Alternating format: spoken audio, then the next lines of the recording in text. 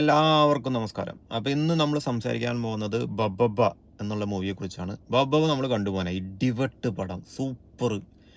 എന്താണ് വൈബ്! മോഹൻലാൽ, നമ്മുടെ ദിലീപ്, ഇവരെല്ലാവരും കൂടി ഒരുമിച്ച് വന്നിരിക്കുന്ന ഒരു ഇടിവെട്ട് പടം.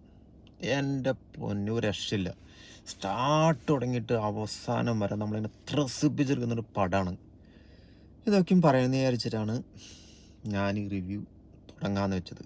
പക്ഷെ എനിക്ക് മനസ്സിലായി, ഇത് പറഞ്ഞു കഴിഞ്ഞാൽ ഇത് കണ്ടവരൊക്കെ എന്നെ ഓടിച്ചിട്ടടിക്കുന്നു. കാരണം എന്ന് വെച്ച് കഴിഞ്ഞാൽ ഒരു വളിഞ്ഞ ഓഞ്ഞ പടണത് ഒരു രക്ഷയില്ല. കാരണം എന്ന് വെച്ച് കഴിഞ്ഞാൽ നമുക്കിതിൻ്റെ സ്റ്റോറി ലൈനും സാധാരണക്കാരുടെ രീതിയിലുണ്ട്. നമ്മൾ പറയുന്നൊരു സാധാരണക്കാരൻ എന്ന രീതിയിലാണ്. നമുക്കവിടെ പോയിക്കൊണ്ടൊരു സാധനം മനസ്സിലായില്ലേ. സാധനം നമ്മൾ ഫസ്റ്റ് എഴുതി കാണിച്ചു കഴിഞ്ഞിട്ട് ഇവന്മാരുടെ കാരണം എന്ന് വെച്ച് കഴിഞ്ഞാൽ ഒരു ഓക്കെ, നമ്മൾ സാധനം പറയുന്ന ലോജിക്കൊന്നും പ്രതീക്ഷിച്ചതിൽ പോരെന്നു പറഞ്ഞിട്ടുണ്ട്. ഇതിൻ്റെ മേക്കേഴ്സ് ഓൾറെഡി പറഞ്ഞിട്ടുണ്ട് ഈ സാധനം. പക്ഷെ നമ്മൾ ഈ സാധനം എന്ന് വെച്ച് കഴിഞ്ഞാൽ ഓക്കെ ഫൈൻ, ലോജിക്കില്ലാത്ത പടമാണ്. എന്നാലും നമ്മൾ മലയാളികളാണല്ലോ, സോ മൊത്തത്തിൽ നമ്മളൊരു ലോജിക്ക് പ്രതീക്ഷിക്കും സാധാരണ ഏത് പടത്തിൽ പോയാലും. കാരണം ഈ നമ്മളിപ്പോൾ ഏത് പടം ഉണ്ടാക്കിയാലും അതൊരു ഓഡിയൻസിന് വേണ്ടിയിട്ടായിരുന്നു ഈ പടം ഉണ്ടാക്കുന്നത്. ഇപ്പോൾ തെലുങ്കൻ ഒരു പടം ഉണ്ടാക്കുമ്പോൾ അവൻ്റെ ഒരു ഓഡിയൻസിന് വേണ്ടിയിട്ടായിരിക്കും പടം ഉണ്ടാക്കുന്നത്. അല്ലെങ്കിൽ ഒരു ഒരു കന്നഡ പടം എന്ന് വെച്ചാൽ അവൻ്റെ ഓഡിയൻസിന് വേണ്ടിയിട്ടായിരിക്കും. ഒരു ഒരു ഒരു മറാഠി അല്ലെങ്കിൽ ഹിന്ദി പടം എന്ന് വെച്ച് കഴിഞ്ഞാൽ അവൻ്റെ ഓഡിയൻസിന് വേണ്ടിയിട്ടായിരിക്കും. നമ്മൾ പക്ഷേ ഈ പടം ഉണ്ടായിരിക്കുന്നത് മൊത്തത്തിലൊരു മലയാളികൾക്ക് വേണ്ടിയിട്ടായിരിക്കുമല്ലോ ഫസ്റ്റ് ഈ പടം. കാരണം ഇതൊരു പാൻ ഇന്ത്യ ആണെന്ന് പറഞ്ഞു കഴിഞ്ഞാൽ എനിക്കറിയില്ല. Primary audience will be Malayalis. So അത് വെച്ച് കഴിഞ്ഞിട്ട് എനിക്ക് ഈ പടം മലയാളികളുടെ ഒരു ലോജിക്ക് വെച്ചിട്ടുള്ള നമ്മൾ പടം കാണാൻ പോവുള്ളൂ. പക്ഷേ എനിക്ക് ഈ പടം ഒട്ടും വർക്കായില്ല. എൻ്റെ ഒരു കാര്യമാണ് പറഞ്ഞാൽ മൊത്തത്തിലൊരു സുഖമായില്ല പടം. കാരണം എന്ന് വെച്ച് കഴിഞ്ഞാൽ ഇവർ കുറേ സാധനങ്ങൾ ഈ പഴയ പടങ്ങളുടെ റെഫറൻസൊക്കെ ഉപയോഗിച്ചിട്ടുണ്ട്. അതൊക്കെ എന്ന് വെച്ച് കഴിഞ്ഞാൽ ഒരു എനിക്ക് തോന്നിയെന്ന് വെച്ചാൽ മിസ്ഫിറ്റായെന്ന് തോന്നി എനിക്ക്. കാരണം വെച്ച് കഴിഞ്ഞാൽ ഔട്ട് ഓഫ് ദ പ്ലേസ് അവിടെ ഇവിടേക്കും കുറേ കുത്തിത്തിരിക്കിട്ടുണ്ട്. പിന്നെ ആക്ടിങ് ഒരു സുഖമില്ല. ദിലീപിൻ്റെ എനിക്കറിയില്ല, ദിലീപിൻ്റെ നമ്മൾ കുറേ പടങ്ങൾ നമ്മൾ മുമ്പ് കണ്ടിട്ടുണ്ട്. അതൊരു കോമഡി മാൻ്റെ. ഈവൻ നമ്മുടെ ലേറ്റസ്റ്റ് വന്നു കഴിഞ്ഞാൽ ഒരു പടം ഉണ്ടല്ലോ, ഈ നമ്മുടെ അവനാ കേസൊക്കെ പെട്ട് ഇരിക്കുന്ന സമയത്തൊരു പടം വന്നിട്ട്, അത് രാഷ്ട്രീയ പടം.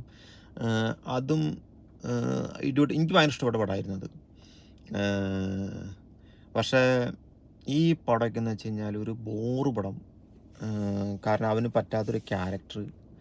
പിന്നെ വിനീത്, ഐ ഡോണ്ട് നോ, എനിക്ക് ഈ പടത്തിൽ Vineeth as A good actor, I know he is A good actor, പക്ഷേ ഈ പടത്തിൽ അവൻ്റെ ഒരു പെർഫോമൻസ് ഒന്നും ലെവലായിട്ട് തോന്നില്ല. പിന്നെ ധ്യാൻ ഇറ്റ്സ് ഓക്കെയാണ് ടു സം എക്സ്റ്റെൻറ്റ്, കാരണം വളരെ കുറച്ചുള്ളൂ. അതുകൊണ്ട് പിന്നെ അവനെക്കുറിച്ച് അധികം കുറ്റം പറയാൻ നമുക്ക് തന്നിട്ടില്ല.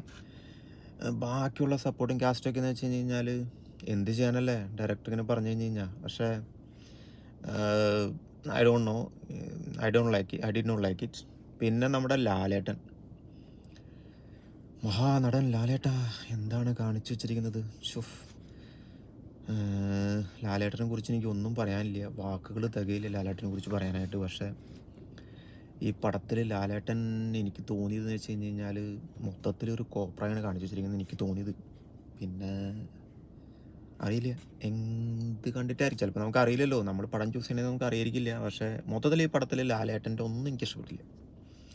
ഇതാണ് ഈ ബബ്ബബയെ കുറിച്ച് എൻ്റെ ഒരു personal opinion. Okay, so I would say that 1 out of 10 I would give only 3 or 2, 10 being highest.